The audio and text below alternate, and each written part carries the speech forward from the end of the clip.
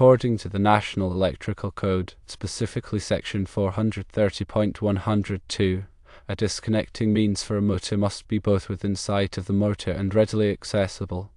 The situation described violates this requirement because the door to the air handling unit, or AHU, closet swings in such a way that it blocks the panel containing the potential disconnecting breaker, leaving only 1 inch of the panel visible when the door is open.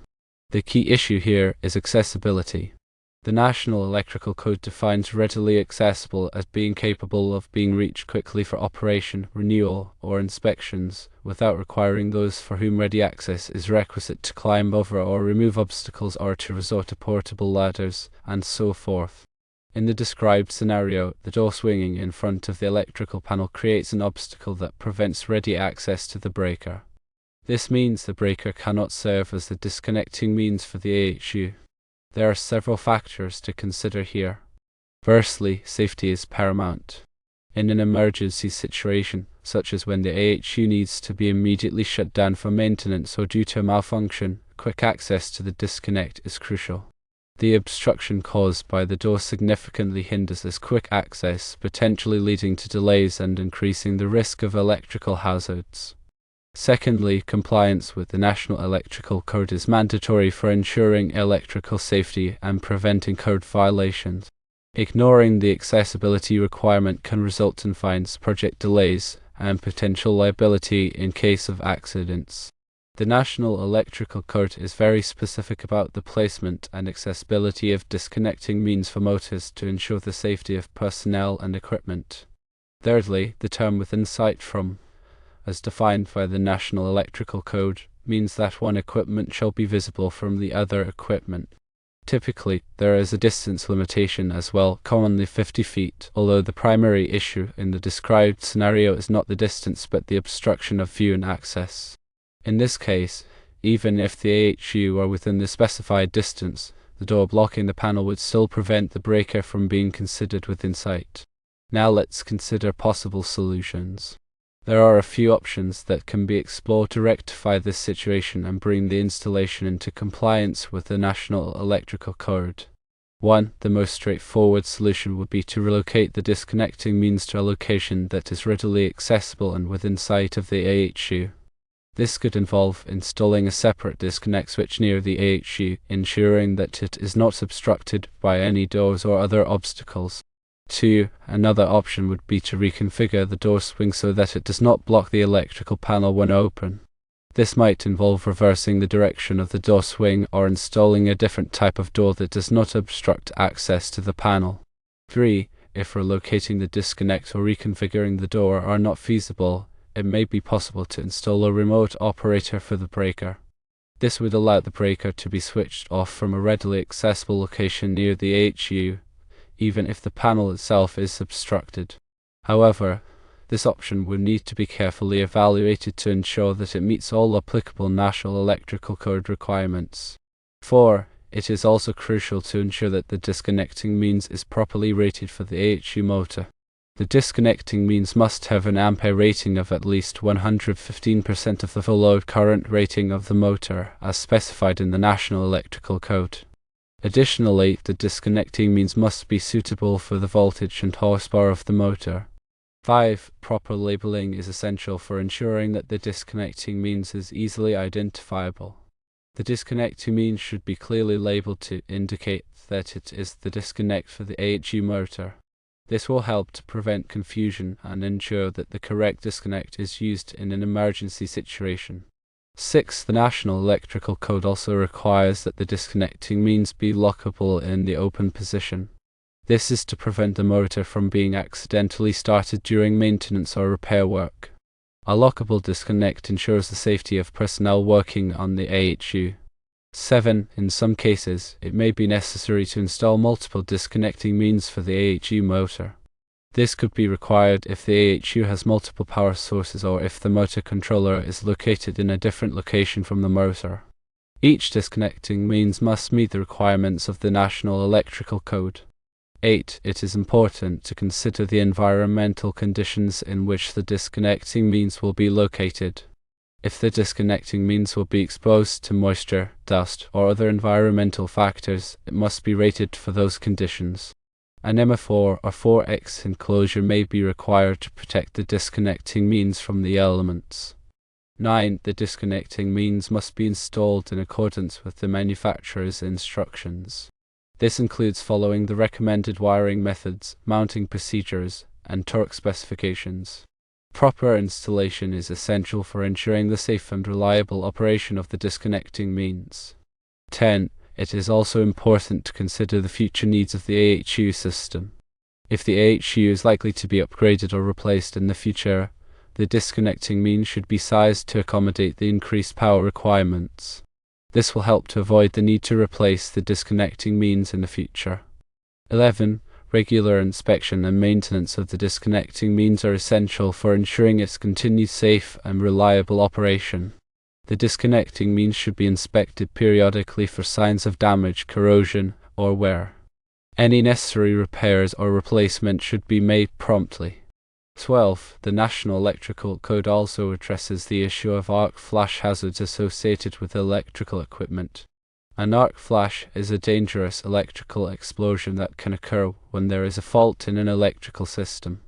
The disconnecting means should be selected and installed in a manner that minimizes the risk of arc flash hazards. This may involve using arc-resistant equipment or installing arc flash barriers. 13. In addition to the National Electrical Code, there may be other applicable codes and standards that must be followed. These could include local building codes, fire codes, and Occupational Safety and Health Administration, or OSHA, regulations. It is important to be familiar with all applicable requirements before installing the disconnecting means. 14. The disconnecting means should be installed by a qualified electrician who is familiar with the National Electrical Code and other applicable codes and standards. A qualified electrician will have the knowledge and experience necessary to ensure that the disconnecting means is installed safely and correctly. 15. Before installing the disconnecting means, it is important to obtain all necessary permits and approvals. This may involve submitting plans to the local building department and obtaining an inspection. Failure to obtain the necessary permits and approvals can result in fines and project delays. 16. The disconnecting means should be located in a well-lit area so that it is easy to see and access.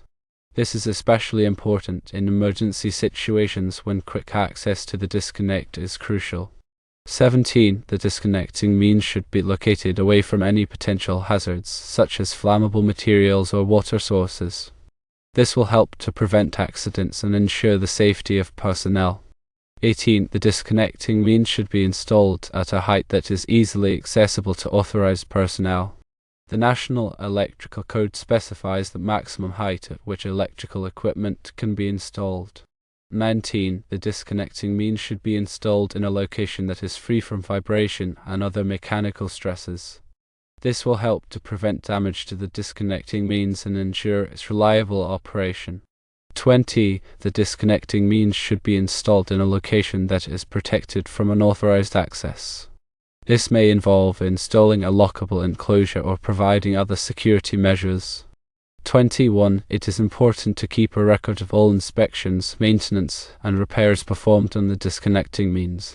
This record should include the date of the inspection or maintenance, the name of the person who performed the work, and a description of the work performed.